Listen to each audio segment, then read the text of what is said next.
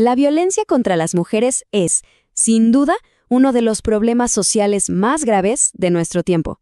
Pero para realmente combatirla, tenemos que ir mucho más allá de los titulares, ¿no?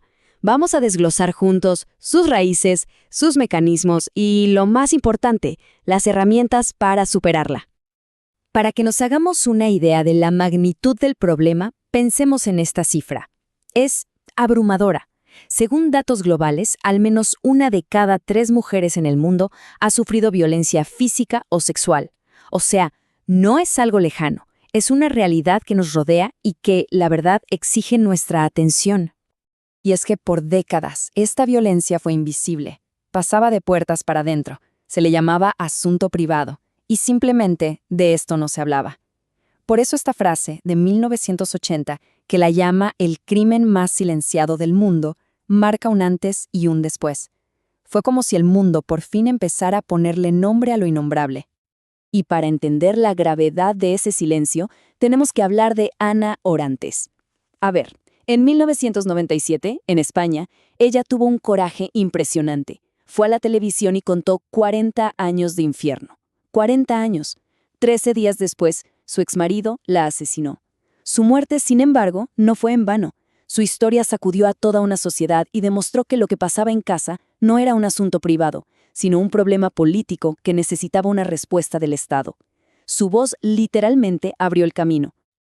Ok, para entender a fondo este fenómeno, vamos a hacer un recorrido en 4 pasos. Primero, vamos a quedarnos un poco más con la historia que lo cambió todo. De ahí, nos vamos a meter en las raíces de la violencia, luego a entender la mecánica del ciclo del abuso y finalmente exploraremos las herramientas para poder romperlo.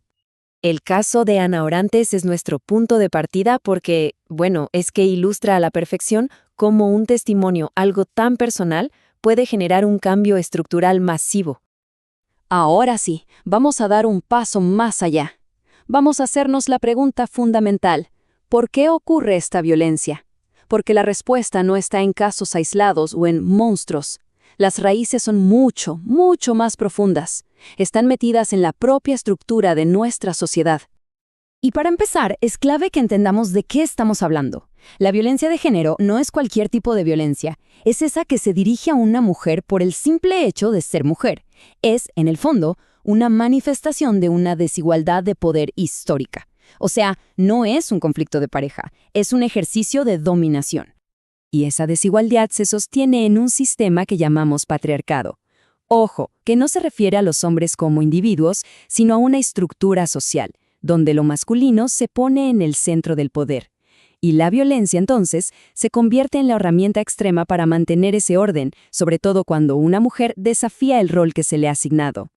La violencia física, los golpes, los feminicidios, es solo lo que vemos, lo que sale a la superficie. Es, literalmente, la punta del iceberg. Debajo, de forma invisible, hay una masa gigante de creencias, de chistes, de normas sociales, de desigualdades que sostienen y normalizan esa violencia que sí vemos. Y este sistema se apoya en una idea clave, el sistema sexo-género. Pensemos en él como un mecanismo cultural que agarra una diferencia biológica, el sexo con el que nacemos, y la usa para construir todo un edificio de desigualdades y expectativas sociales. Eso es el género. La diferencia es simple, pero es fundamental. A ver, el sexo se refiere a la biología, a lo que traemos al nacer. El género, en cambio, es lo que la sociedad nos enseña sobre qué significa ser hombre o mujer, cómo vestir, qué sentir, qué roles cumplir. No es algo natural, es una construcción cultural que vamos aprendiendo. Bueno, avancemos para ver cómo se ve esto en una relación. La violencia de género no es un ataque constante, no. Opera en un patrón que es predecible y que se repite, y es eso lo que atrapa a la víctima.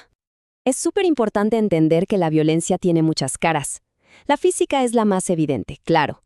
Pero la psicológica, que te destruye la autoestima. La económica, que te crea dependencia. O la social, que te aísla de todo el mundo, son igual de devastadoras y muchas veces son completamente invisibles para los demás. Estos tipos de violencia se manifiestan dentro de un ciclo. Primero, una fase de acumulación de tensión, donde la víctima siente que camina sobre huevos. Luego viene la explosión violenta. Y después, y esto es crucial, llega la fase de reconciliación, o la famosa luna de miel. El agresor pide perdón, se muestra súper cariñoso, promete que va a cambiar. Esta fase es la que alimenta la esperanza y hace que sea tan difícil romper la relación. Ahora, la pregunta más importante. Si vemos este ciclo desde fuera, parece obvio que hay que salir de ahí, ¿no? Pero, ¿por qué es tan complejo? Para entenderlo, tenemos que cambiar la perspectiva y meternos por un momento en el mapa emocional de quien lo está viviendo. Dentro de este ciclo, la víctima vive una tormenta de emociones que, además, son contradictorias. Hay un miedo constante, claro, pero también mucha confusión, porque el agresor manipula la realidad hasta hacerla dudar de sí misma. Siente culpa y vergüenza, llegando a creer que es su responsabilidad. Y con el tiempo puede desarrollar lo que se llama indefensión aprendida, que es esa sensación de que haga lo que haga, nada va a cambiar.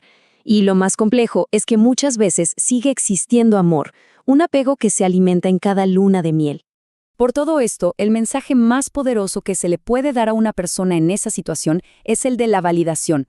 Un mensaje simple y claro que diga, no estás sola. Lo que sientes tiene todo el sentido del mundo. No es tu culpa. Es reconocer que su reacción es normal ante una situación que es completamente anormal y que merece, por encima de cualquier cosa, estar a salvo. Bien, ahora que ya entendimos mejor el problema y sus mecanismos, miremos hacia adelante. ¿Cómo se rompe este ciclo? ¿Cuál es el camino para salir de ahí y recuperarse? La palabra clave aquí es empoderamiento. Piénsenlo así. La violencia te quita el poder personal, la autoestima, la capacidad de decidir. Bueno, pues empoderar es justamente el proceso inverso.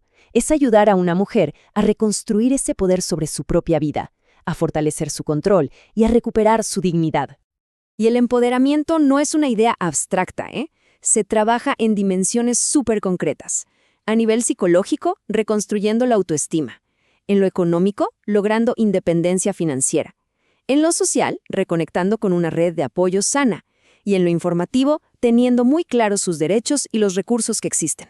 Es un proceso totalmente integral. Y todo esto nos lleva de vuelta a una pregunta final, una que resume la esencia de todo este análisis. ¿Es lo personal político? La historia de Ana Orantes y todo lo que vimos sobre las estructuras de poder nos dan una respuesta contundente. Sí, claro que sí.